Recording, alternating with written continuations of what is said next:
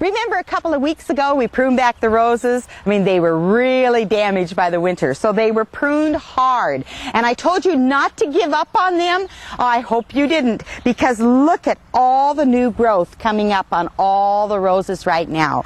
I went back through and I looked to see that none of these new canes that are developing, see all these buds coming up from the ground, to make sure that they weren't coming up from underneath the bud union. If they were, we've got a wild rose. But all of these new canes, which you have to be very delicate with, these little canes are hooked on to these old canes that I cut back. So lots of beautiful new growth.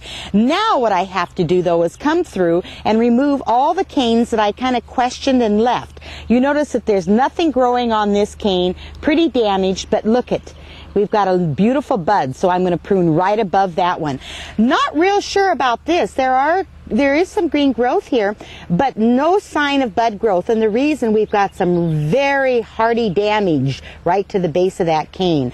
So what I'm going to do now is come through and I'm going to clip off all the canes where I have no bud growth. And then once I'm finished doing that, I'm going to come in and do a little fertilizing. I normally don't do a lot of fertilizing with my roses, but this year, because they have been hit so hard, I'm going to do that. You don't need to use a rose fertilizer, by the way. You can use anything that has kind of a second number that's high, but in this case, I'll use a rose fertilizer.